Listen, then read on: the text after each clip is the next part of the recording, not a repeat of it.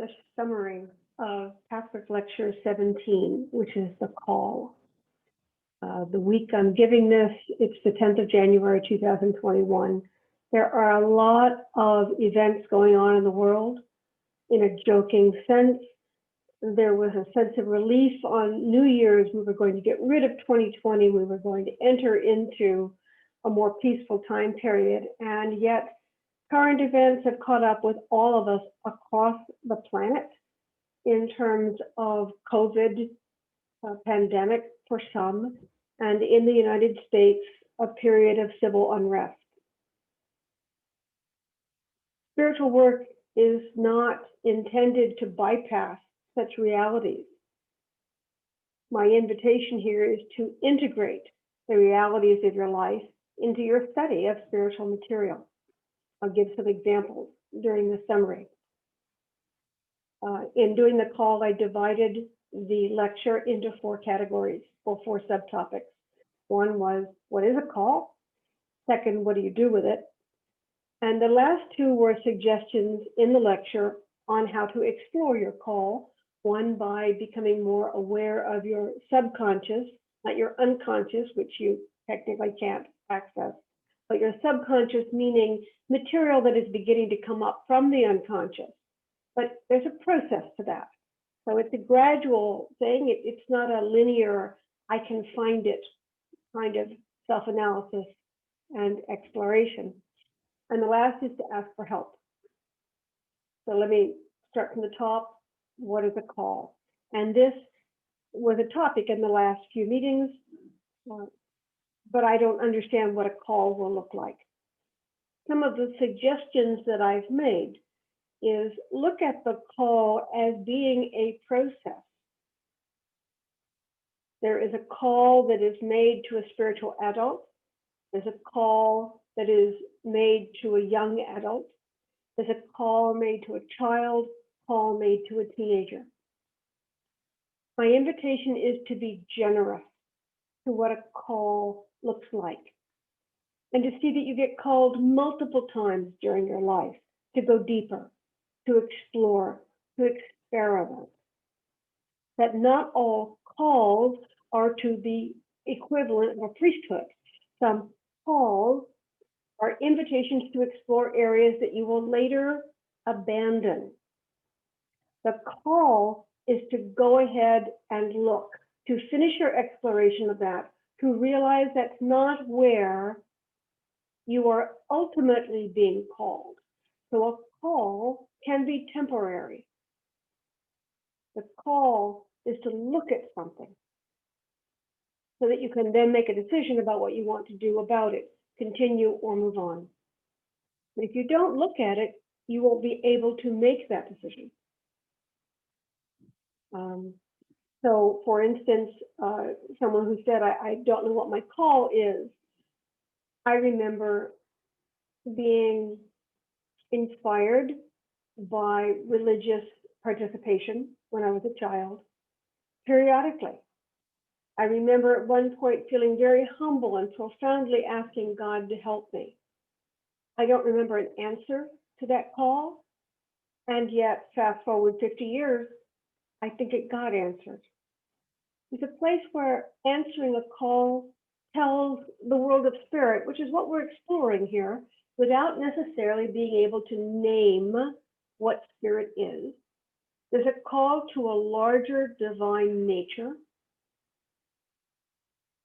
that says we want to participate or desire to hear the call because we want to participate more actively. And the answer to that call, like an answer to a prayer, consider that it's always heard. Your answer is always heard. And then there's a way of integrating that into your life, bringing the answer to you in a way you can digest. So if you say, I'm hungry, and someone force-fed you, that would not be helpful. You may find that you're invited out more often, or that food has more appeal to you than it did in the past, or that you are drawn to something that you didn't realize you had interest in, and you're participating more fully in that one arena Whereas before you tried to be egalitarian and participate across the board, but that's not really a spiritual call. Spiritual calls can be very specific. Another person said, but I don't understand what my profession has to do with spirituality. Now, this particular person was a graphic designer, and I tease that I have developed gymnastic muscles in my brain to help people find answers. And because it entertains me, it's one of my callings, it entertains me, it educates me, it involves me, it interests me. So the muscles in my brain for doing this are very skillful. They're very practiced. I can do it more easily than other people. That's all. So they said, I'm a graphic designer. I don't know what that means spiritually. And what I came up with was a graphic designer translates intellectual concepts and ideas into formats that are instantly, universally, emotionally, experientially recognized. A really great logo symbolizes the company that's using it. It's a work of art. It's something to aspire to be a graphic designer. To present information in a way that embraces people and makes them want to read the material is no slight feat. It's a calling. Now, you may do it for your boss. You may do it for your client. And this is how you build your skills. This is how you practice. And then one day, you may find an opportunity to do it spiritually. Another example that I've been using a lot is reading. When I was a kid, back in the 50s, I tease a lot about my age because some of my examples are not aging well. Our primers were see Jane run, see Spot run. This is not exciting.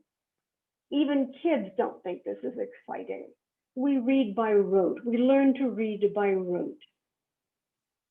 We're too young to argue, and we've got nothing else to do in school but go ahead and read. So we swallow what we're taught. We absorb, perhaps because we're not mature enough to argue about it. One day, if you read and you read well, one day you find Shakespeare. You find a novel that pierces you to the quick. You find religious literature. Those of you who are listening because you are interested in Pathwork. Pathwork takes a lot of reading skills. It may have taken you 20, 30 years to amass the reading skills to parse through a Pathwork lecture. So that a call to read the Pathwork lecture isn't effective when it's given to a 6-year-old or a 16-year-old or even a 27-year-old. The call may be given, but it's not going to be fully answered. And then one day you sit down with the material and it has meaning to you because you can parse it, you can read it, you can go past the difficulty of the technique used to communicate into the heart of the matter. I cannot tell you how many times someone has said that they were given a Pathwork lecture or a book, it sat on their nightstand for 10 years, suddenly they read it 10 years later. A call, like a telephone call, can start 10 years ago, and yet you don't get the message until today. That doesn't mean you didn't get the call. I invite you to imagine that there's a different timeline going on. A timeline that said you need to get the material and have it ready, but not consciously address it until you've had X number of life experiences in the interim. But there is an orchestration, not by an external authority, but by the larger portion of you who knows where you're going, what you're capable of, and is attempting to provide materials to accelerate and expedite your process. So Please don't think, as I said in the beginning of the study guide, please don't think of a call as a train you have to catch or a bus that you're going to miss. That the call is ongoing, it's subtle, and perhaps play a bit with imagining that you've already gotten the call and you're working on it at the moment, even by listening to this video. The second subtopic was, and what do you do about it? That's harder because it depends on the call, it depends on where you are, and then what you're willing and able to do about it. The guide always says the equivalent of what are you interested in? What are your passions? What draws you? What calls you? Follow that first. You hear a call, but you're headed this way. What do the two have in common? That's why when I was given the, what I call it, a puzzle of the person that says, but I'm a graphic designer, how could that be spiritual? And I tried to describe it in terms of translating.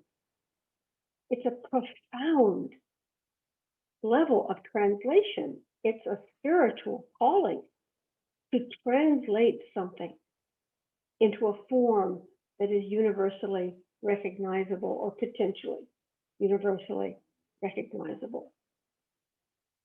That alone unites us.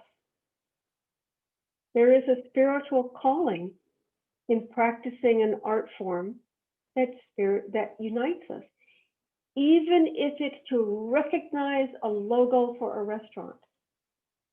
There is a spiritual aspect in being able to know that it speaks to me and it speaks to thousands and thousands of other people. It's not petty. The idea is not to see the pettiness aspect, to emphasize the temporal aspect of life, but to understand that the temporal aspect is the result of a deeper movement. I practice this in looking at current events, especially the ones lately. I've been deep in thought about what COVID means, about what the pandemic means, what it means to me, to my family, to my country, to communities. What is it doing? What does it allow us to bring forward? There is a cost to such events. I don't want to minimize the cost, but my perspective as a spiritual teacher is that there is a divine essence in all of us that is indomitable, invulnerable, and fearless.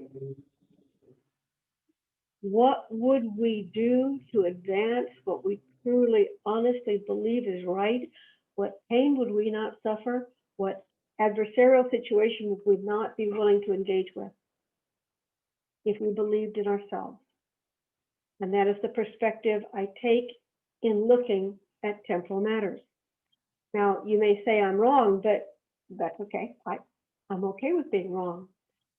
What I build feels constructive to me, and it feels constructive when I work with other people in terms of allaying their fears, supporting their divinity, and encouraging them to work and find more strength and to support their weakness until it is no longer a weakness. So since my work supports that, I don't know what the word wrong, I don't know how the word wrong fits into that. So that was one aspect. I'm working off some notes today from the meeting. I thought I would be more specific. I tend to go into abstract, and that's not helpful. Another person shared about an incident that left them feeling a victim, left them feeling helpless, pushed around, and angry. And when we work with that, my question would be, but what is that about on a spiritual level?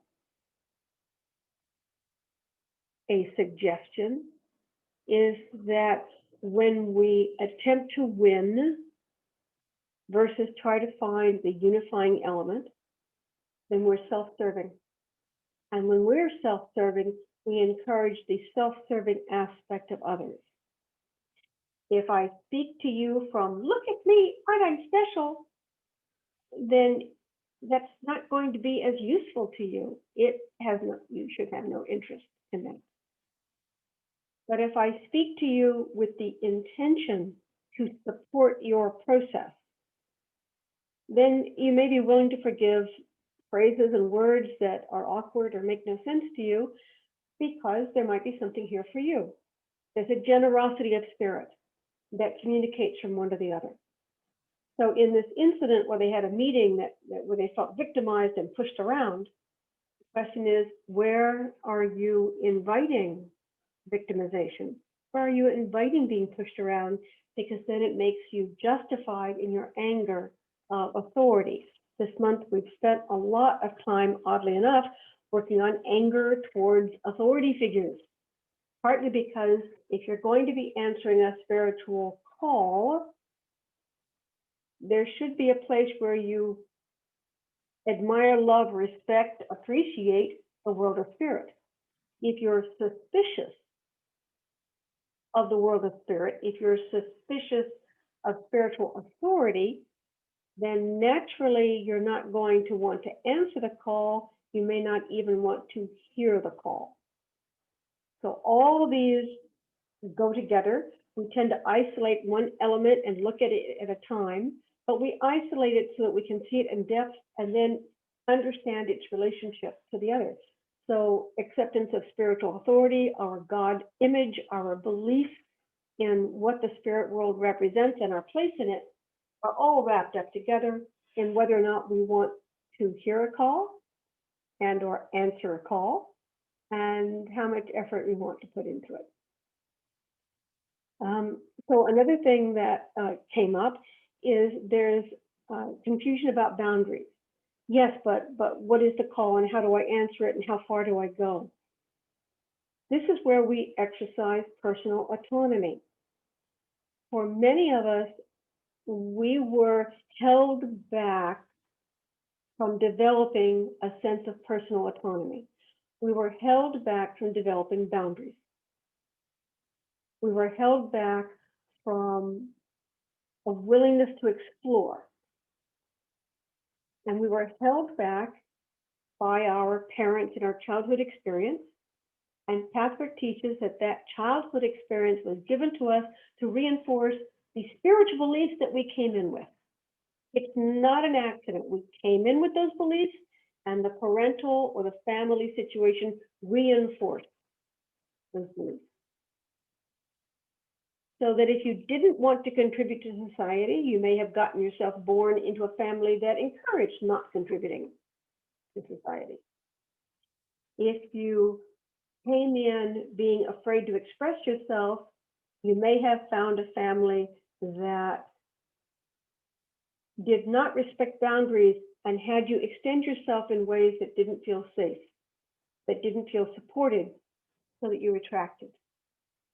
And in the retraction, you don't create boundaries, you create contraction, a refusal to participate, rather than define boundaries that allow you to participate when you feel comfortable and withdraw and reconsider when you do not. One of the things I recommend to people gets very practical. I even collect articles about issues such as boundaries.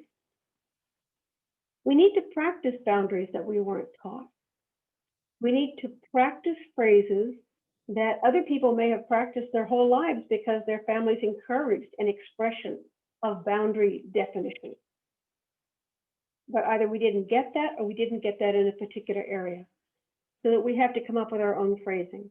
I am a very big fan of post-it notes, meaning little tiny squares of paper that can be stuck in various places that we can use to write down sound bites, small phrases or words that remind us what we're trying to do. Because in the heat of the moment, we go back to old habits, we go back to old dynamics, we go back to childish behaviors sometimes. So it's important to create a crutch, a support mechanism that basically says, don't do that. So I suggest to people that you practice writing out how to say no. That's not silly. It's not humorous. If you do not know how to say no, then you can't say yes. You have to say yes. You're forced to say yes. That's not yes. That must result in a sense of submitting to the authority or the call of others.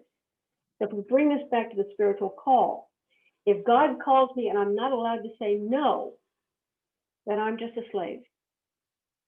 I need to be able to say, I hear you, I'll think about it. I hear you, I'm not sure I'm ready. Let me get back to you.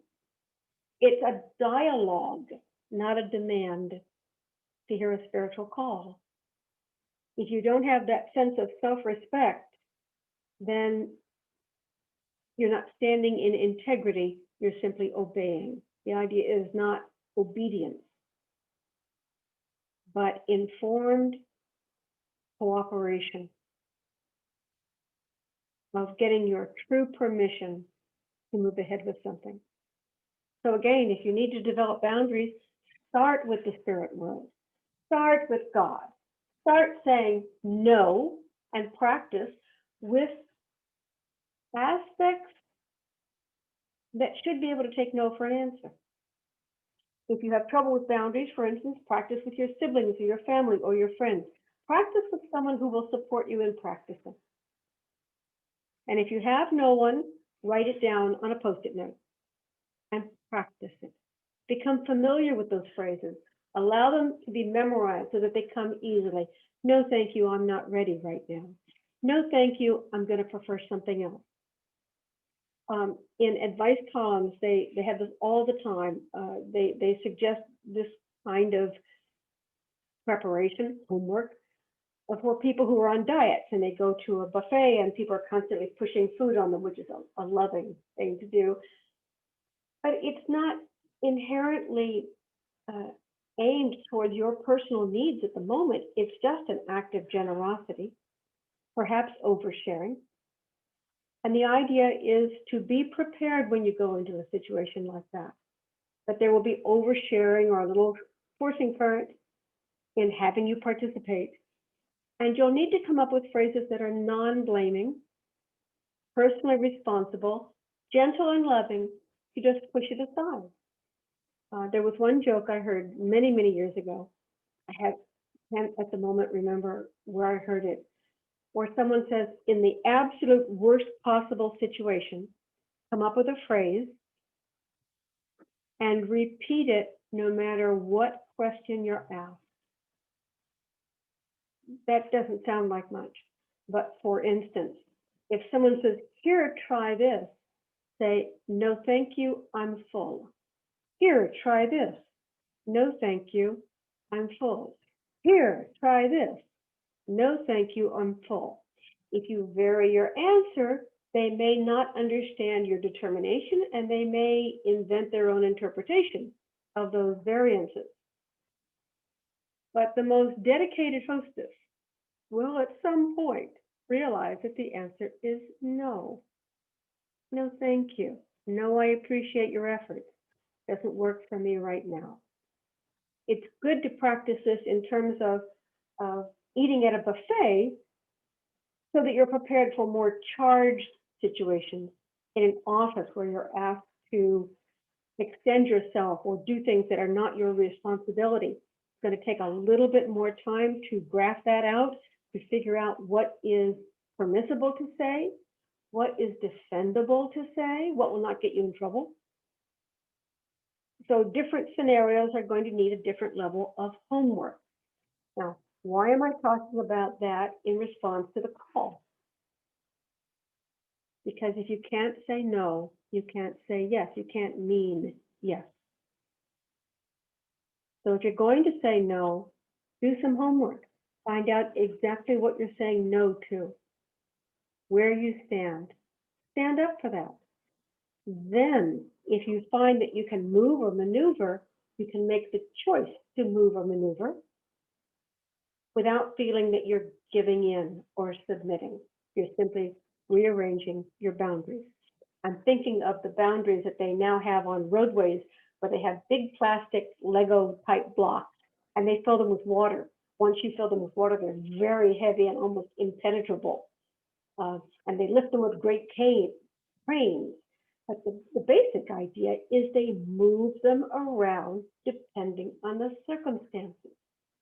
Some of us who were not taught appropriate boundaries the reason we weren't taught appropriate boundaries, it was all or nothing.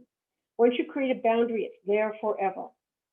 I invite you to see these boundaries as movable fences that are put in place considering the situation of the moment and sometimes reinforced. They may be there for decades, but that they are always repositionable.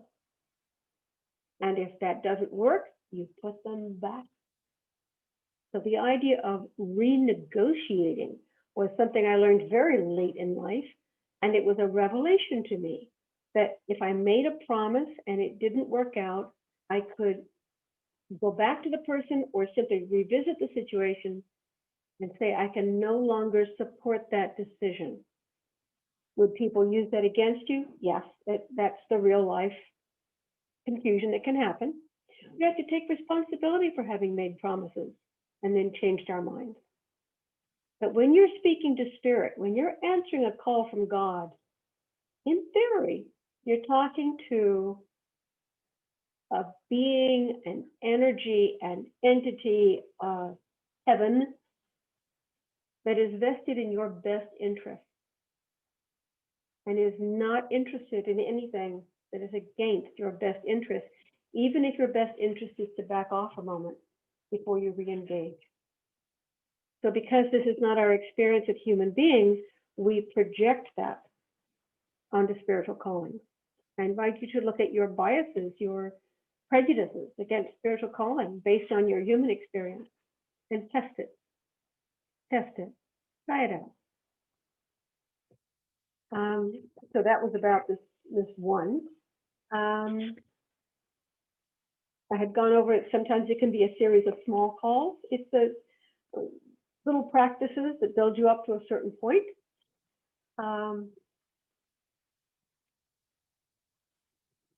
Give me a second. I'm going to go through this. There's a place in spiritual call where we have to deal with negativity entering in. Instead of being afraid of negativity, consider welcoming it. Welcoming it in a sense. You need to see it. If you're afraid of it, you might squint your eyes and look aside. Negativity will create an influence in your life. It can produce negative consequences. But if it's there already, and this is the section on learning about your subconscious, if the negativity is in there already, then it can be a positive action to let it flourish a bit so you can see it, begin to understand it, and begin the healing process, the transformation process. To be afraid of ourselves is to cower in fear. And this is not conducive to spiritual development. So this is why the guide says you need to learn your subconscious. You need to learn what's going on in you. If you're angry, you're angry. And this includes the Pathwork concept of accepting what is. But today I'm angry. Okay. But that's not all that's going on. And that's not an excuse to behave in a certain way. That's just a reality. That's a feeling. Feeling's not going to last 24 hours. You're not going to be angry 24 hours. As the anger moves, what else is there? Self-analysis is a series of photographs and then a comparison process. How long did that last? What was it about? When did it come up again? Which is the purpose of daily review. To notice the frequency of certain defenses and emotions and how they may interfere with our lives somewhat too conveniently. And the last part of the lecture was asking for help. It's hard to ask for help when you have been violated when you feel that your boundaries aren't strong. And yet there's a place where it is important to try. It is important to reach out and to look for opportunities where you can ask for support and help and throttle it a little bit if it's too much. I remember in the beginning of my work, I started with 12-step work, and there were various groups, and some groups were wonderful and others were not. I didn't relate to the people in the group or how they were doing it. There were various formats. And after a couple of years in the work, I had found the groups that worked for me. I was very enthusiastic about 12-step work. And there was an annual convention of some kind in Los Angeles. And I went close by. I went to the convention. And I walked into this room full of, I don't know how to count people. Let's say there were 300 people in the room, standing and talking loudly, boisterously. The positive energy in that room was something I have never again experienced. I have never experienced 300 people in a room with that level of positive energy. However, it was more than I could take. I just felt overwhelmed by the energy. And after 15, 20 minutes of milling about, I decided to leave. It's not anything against them. It was a wonderful group of people, just a bit overwhelming. So I needed to throttle that down. That wasn't constructive for me on the day. Important to see, a great memory to have. But after 15, 20 minutes, I had gotten what I needed. And it's permissible for me to make a decision to move on. So the same thing can happen with negativity. You can dabble in negativity. It's important to realize that you did, that you wanted to, that you invited it, to see the consequences or the possible consequences, and then to have the opportunity to change your decision. So this is all about the call, spiritual calling, about taking charge of your life, about not looking for the perfect way or the only way or the right way, but to see it as a process. So I hope that you will take a look at the lecture, Pathwork Lecture 17, The Call. Take a look at it, see if it is of value to you in your spiritual work. So thank you for listening. Thank you for caring enough to get to the end of this talk. Take care and please stay well and healthy and loving.